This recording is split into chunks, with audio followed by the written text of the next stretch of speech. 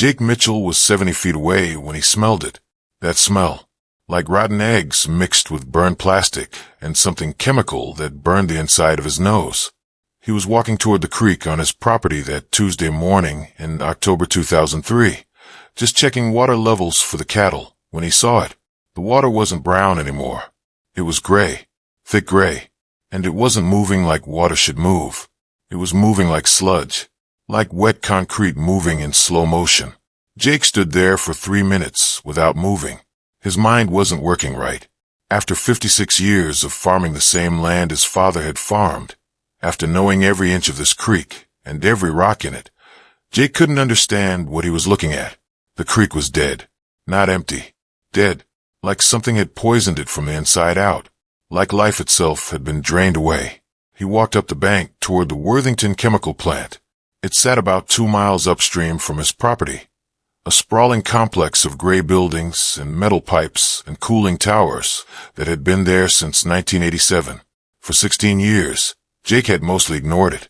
It was just there, part of the landscape, part of living in an industrial valley. But now the plant had a problem, and Jake's farm had a worse one. By noon, Jake's entire eastern field was covered in thick, crusty sludge. It was gray and brown and had a chemical smell so strong it made his eyes water. The cattle wouldn't drink from the creek anymore. They were panicking, pressing against the fence, trying to get away from the smell. 2 of his horses were already sick, their stomachs upset from drinking the contaminated water earlier that morning before he realized what was happening. His prize mare was standing alone in the pasture, refusing to move. Jake called the plant. He called the county health department. He called the state environmental protection agency.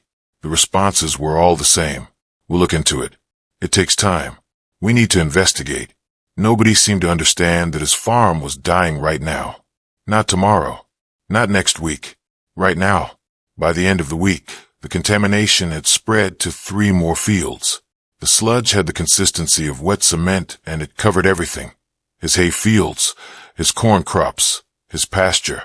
It was a toxic coating that made the soil underneath completely unusable. No seeds could grow there. No roots could penetrate it. The plant issued a statement. There had been a containment issue. They were working to resolve it. They offered no compensation. They took no responsibility. They offered nothing. Jake's wife, Sarah, sat at the kitchen table with the bills spread out in front of her. The farm had a mortgage, equipment loans, feed costs, veterinary bills. There was money going out every single day, and now there was no way to make money coming in. Without those eastern fields, Jake's income was cut in half. The bank called 2 weeks later. The manager's name was Dennis, and Dennis had known Jake for 15 years. "We need to talk about your situation, Jake," Dennis said. His tone was official and cold. "The contamination on your property. That's going to affect your ability to make payments." "It's not my contamination," Jake said quietly. "That's from the plant. They poison my fields." "I understand that, but legally it's your land. You're responsible for the cleanup. And right now, we can't see how you're going to generate income to keep up with the loan." Jake didn't argue. He never argued with banks or government people. He just hung up the phone and walked outside into the darkness. For 3 days, Jake didn't talk much. He walked the perimeter of his contaminated fields, examining the sludge more carefully each time. He brought out a pH testing kit from the barn. He took samples of the sludge to his neighbor Bill's workshop, and they tested it with old equipment Bill had kept from his high school days. The test showed high levels of iron, sulfur, and calcium. Toxic metals too. Lead, chromium, things that would kill anything that tried to grow in this soil. But something was nagging at Jake. Something about the composition. He remembered his grandfather talking about old farming practices, about how farmers used to add certain minerals to soil to make it richer, about how sometimes you had to neutralize acidic soil with lime or alkaline materials. What if you could neutralize this? What if this poison could become something useful? Jake spent the next week reading. He drove to the Knoxville library and checked out every book they had about soil chemistry. He read articles about industrial byproducts. He read about pH levels and mineral content and what made soil fertile or dead. He filled 3 notebooks with handwritten notes about chemical reactions and soil composition. His reading glasses sat on top of his head most of the time because he was moving too fast, flipping pages, writing, thinking. He talked to an agriculture professor at the University of Tennessee Extension Office who was patient enough to listen to his theory. Her name was Dr. Eleanor Hayes, and she was one of the few people who didn't think Jake was wasting his time. She listened carefully as he explained what he discovered in the sludge. She looked at his test results. She didn't laugh or dismiss him. She took him seriously. "If you could neutralize the heavy metals and balance the pH," Dr. Hayes said slowly, walking around her lab, touching test tubes and equipment, "and if you mixed it with other organic materials, you might have created an accidentally rich fertilizer. But Jake, this is dangerous work. Heavy metals can be absorbed through the skin. You could poison yourself very badly." Jake listened. He understood the danger, but he also understood that he had no choice. His farm was dying. His family's future was evaporating. Danger seemed like a reasonable price to pay. He bought 50 pounds of powdered lime from the feed store. He rented a small cement mixer from the equipment rental place in town. He spent his evenings in the barn, working by lantern light. He started experimenting in a corner of his barn, mixing the contaminated sludge with lime and local red clay in different ratios. Mix, test, record results. Mix, test, record results. For 2 weeks, he did this almost every day.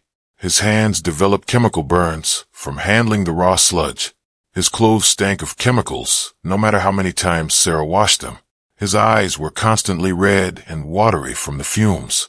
Sarah begged him to stop, terrified he would poison himself. But Jake kept going. He had a theory, and he needed to prove it. Every mixture was slightly different. He wrote everything down in a leather notebook with dates and measurements. November 15th, 3 parts sludge, 1 part lime, 2 parts clay. Result, pH 7.2. November 16th, 3 parts sludge, 1 part lime, 2.5 parts clay. Result, pH 7.4. He tested dozens of combinations, searching for something specific, a ratio that would neutralize the poison but keep the nutrients. When he mixed the sludge with lime and clay in a specific ratio, 3 parts sludge to 1 part lime to 2 parts clay, the chemical reaction was remarkable. The mixture would heat up slightly as the chemicals reacted. The pH would balance out. The heavy metals seemed to bind to the clay, making them less toxic. The horrible chemical stench would fade, and what remained was dark, rich, crumbly soil that actually smelled like earth instead of chemicals. It looked like real soil. It felt like real soil. Jake took a sample to Dr. Hayes. She tested it carefully in her lab at the university. 2 days later, she called him back. "This is extraordinary, Jake," she said. "Your mixture is slightly alkaline, which is perfect for most crops. The clay has bound most of the toxic metals into an insoluble form, which means they won't get into the plants. And the mineral content is quite high in nutrients, especially iron and sulfur, which plants need. You've accidentally created a fertilizer. A very good one." Jake didn't celebrate. He didn't tell anyone yet. Instead, he got to work.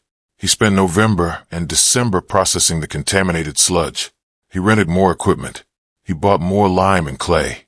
He spent his savings doing it. His neighbors watched him from their own properties. This old man mixing poison mud in the middle of his ruined farm. Some thought he was crazy. Some thought he was giving up. Some just didn't understand what he was doing. By January 2004, Jake had processed 2 acres worth of contaminated sludge into what he called Mitchell Mix, his homemade, calcium-rich, nutrient-dense fertilizer. He spread it carefully on his eastern fields. He mixed it into the soil. He waited. Spring came. The seeds he planted in the treated fields sprouted first. They sprouted faster than seeds in his untreated fields. By May, the difference was obvious to anyone who looked. The corn grew 6 inches taller than it should. The hay came in thicker and healthier than any other year. The color was deeper green. The stalks were stronger. The growth was almost unnatural in its vigor. By midsummer, it was obvious that something incredible was happening on Jake's eastern fields. They were producing at nearly double the rate of his untreated fields. The hay was ready for first cutting 2 weeks earlier than normal. The corn ears were larger and more perfect. The plants seemed almost grateful for the mineral-rich soil Jake had created. His prize mare was healthy again, grazing peacefully. Jake walked those fields in July, running his hand along the corn stalks, feeling the thickness of them. He didn't smile much, but something inside him shifted. Something changed. He had done it. He had actually done it. He had taken poison and made it into fertility. Word spread slowly at first, then faster. Farmers from surrounding counties started asking questions. How was Jake's corn so tall? Why was his hay so lush? How was he recovering from the contamination when everyone said it would take years? Jake didn't hide his secret. He brought farmers out to his property on Saturday mornings and Sunday afternoons. He showed them his process. He explained the chemistry in simple terms that anyone could understand. He didn't use fancy words. He just said, you take the poison sludge. You mix it with lime and clay. You neutralize the bad and keep the good. Then you put it on your fields and things grow. He told them about the danger, too.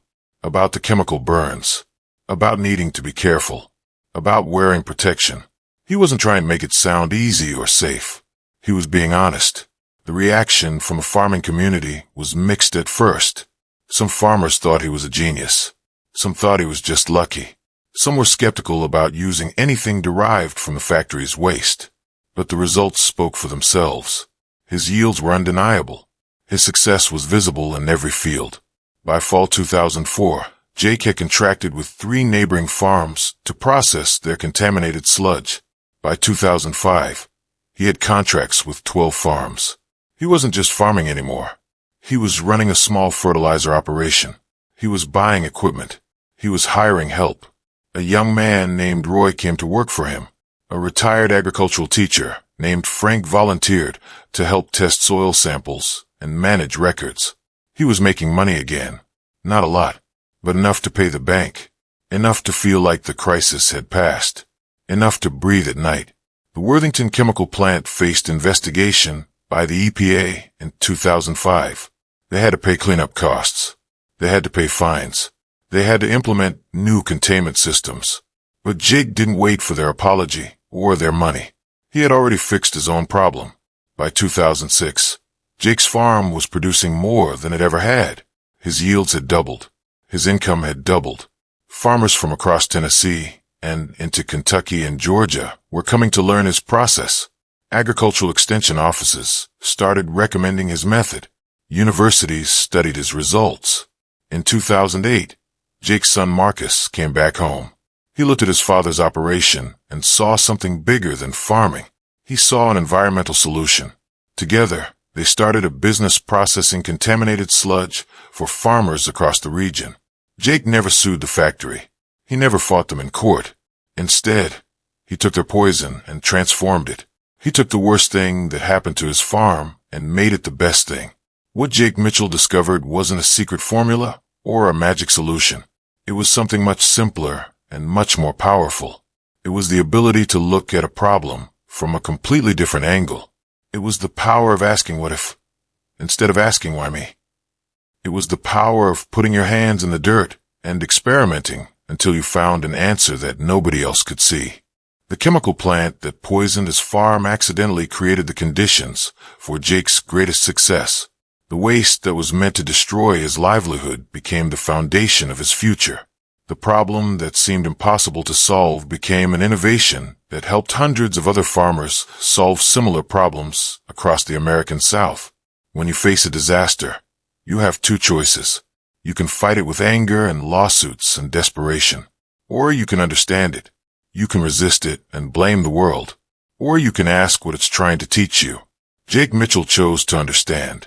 He chose to see the disaster as a puzzle instead of a punishment. And when he solved that puzzle, everything changed. Not just for him, but for everyone who learned what he had discovered.